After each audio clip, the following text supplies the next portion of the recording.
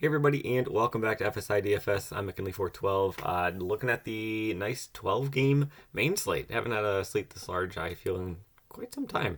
But looks like a good one. Pitching is pretty loaded. Complete opposite of the other day. I think that I had a video when there was absolutely nothing. But then there's also a handful of teams that are just in fantastic offensive positions. So let's just dive right into it. Gossman and Keller, it's like your 1A and your 1B. Kind of, or put them wherever you want. I have Keller over Gossman. Personally, Keller, he's going against Oakland. I mean, anybody going up against Oakland is going to be a pitcher that you do want to be targeting. Keller's been phenomenal this season. The strikeout rates just continue to be insane. 8+ strikeouts, and I think, 7 straight starts. It's pretty impressive. So he does get knocked around a little bit in his past 2 starts, but still, I think going up against Oakland, I do like him a little bit more than Gossman. But if you want to make the argument that you like Gossman over Keller, I will definitely listen to it.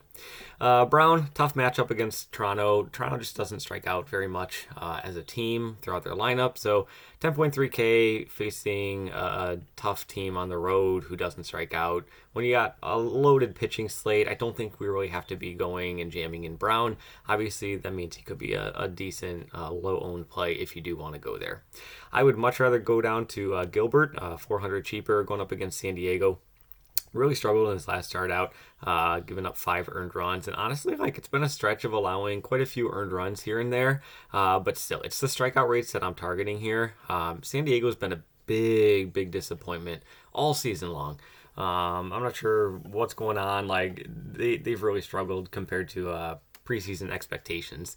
But still, I do think that Gilbert could be he could be another nice low-owned play. I don't think a lot of people are going to be going towards Gilbert. If they're going to be paying up really high, they're probably just going to go up to Keller or to Gossman, or go down to one of these lower-tier guys like Musgrove or Schmidt. But we'll get to them when we get there. Kind of just buried the lead here. Let's just go to the sheet. Honestly, I just ruined it. But let's go with Keller, Gossman. I do have Keller over Gossman. I do like Gilbert there. Brown and Elder, they're just kind of there. They're kind of leftovers. It's not that they're bad plays by any means. I just think that there's so many other options that you can go that are in a better spot. No interest in Bieber. Very low strikeout rate so far this season. Just got torched in his last start against Baltimore. Now he's got Boston.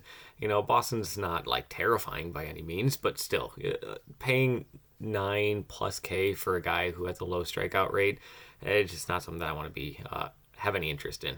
Giolito, he's been letting up home runs at an alarming rate. He's a big fly ball pitcher. You can kind of see, there he is, 8.9K. He's just allowing a lot of home runs every single start. He's allowing a home run. He did better there, but not so much.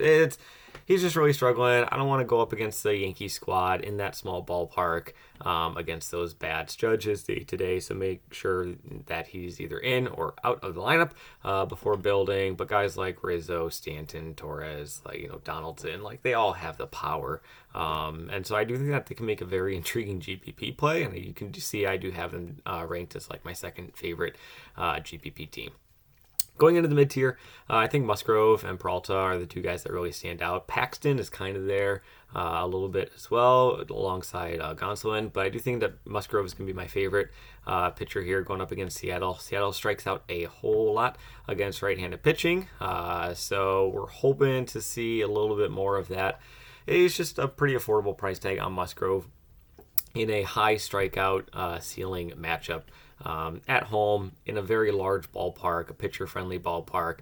So I think when we're looking for some savings on this slate, Musgrove can definitely be a guy that you could target. Schmidt, right above him at 7.9K. I don't mind him at all. He's definitely kind of reeled things back in as of late. 4 of his past 5 starts, 5 of his past 6 starts. He's allowed 2 or fewer earned runs. And the strikeouts, they're definitely there. Definitely there. Going up against the White Sox, I mentioned, Yankee Stadium. It's not the most pitcher-friendly park, but this White Sox lineup and team just doesn't scare me too much. And the strikeouts can be there for a nice floor or a ceiling for you.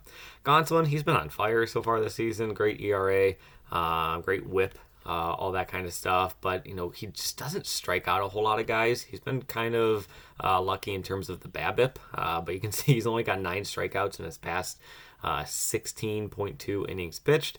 Just not great. Not great. It's kind of been that way all season long. And he's going against Cincinnati in that very small ballpark. Cincinnati is like just littered with injuries, though. If you look at their lineup, I mean, Fraley and Senzel are day to day, but you got everybody else is on the IL. They've been battling injuries here for a while. So I do think Gonsolin is a viable play. But I wish I had a little bit more strikeout upside, so that's why I kind of have Schmidt and Musgrove listed above him. Nope, I don't. I actually have Schmidt below Gonsolin. Flip those two around. That's a mistake on my end. Oh, I was thinking there. Gonsolin. There we go. And then Paxton, he's been fine in his 4 starts, so, sure, he's right there. Cheap tier, Dunning, Wisniewski, that's really much hit. I'm not really hoping to go there. I'm hoping to get some cheap bats, find some value plays in the bats, but it's going to be kind of tough. It is a Coors Field slate, so you got San Francisco and Colorado, and then you have like the 3-headed monster of the Dodgers, the Braves, and the Rangers. So let's just talk about the bats here real quick. We brought up we talked already how New York, I think, is a really intriguing GPP play with how many home runs they can hit. Pittsburgh, I think, can also be a very intriguing play going up against Caprillion, who can't strike anybody out, and then they get that atrocious Oakland bullpen. If Pittsburgh puts up, 6-7 runs, would not shock anybody at all. But I think we'll just kind of go through here. Dodgers, they're going to be, top target, I think, on this slate. I think they have the highest implied run total. I'm not sure. They might be just below San Francisco in Coors Field, but they're a little bit more expensive. So I do have San Francisco as the top stack on the slate, but Dodgers, they're right there. I mean, going up against Weaver just, not interested at all. Gives up a lot of hard contact, and in that small ballpark of Cincinnati, you can't go wrong with really any of these Dodgers bats. This is more out of curiosity than anything. I'm just kind of seeing what Taylor's been doing lately. But yeah, so Dodgers going to be your main stack. It's your usual Dodgers, guys. We don't have to go over all of them. Atlanta going up against Carrasco. Carrasco, for his career, he's been a big boom bust pitcher, up and down. He could have a great start. He's like Snell, can have a great start, and then just the next start, he goes out and just gets absolutely torched. So I do think that Atlanta is going to be the team right after the Dodgers in terms of that. And then Texas going up against Liberator, or however you pronounce it. This Texas offense, really, it was regardless of like who the St. Louis pitcher was going to be.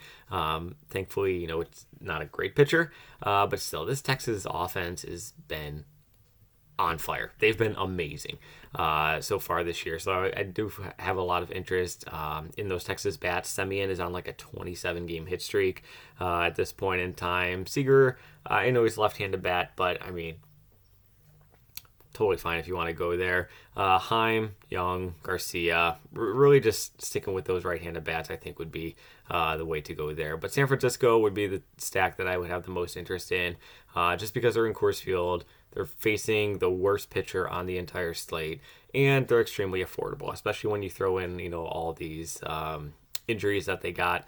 Jock Peterson, I thought I saw on Twitter, he might be coming back.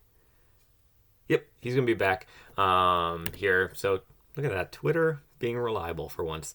But Jock Peterson, he should be back, 4.1K. I mean, honestly, that might be my favorite play in terms of the bats on the slate at 4.1K. Very affordable. But if any of these are big lefty guys do come in, San Francisco is going to be the top stack on the entire slate. One other cheap guy, if you're looking for some value on the slate, who I think could be leading off, is going to be Marcano for Pittsburgh here, going up against Caprillion.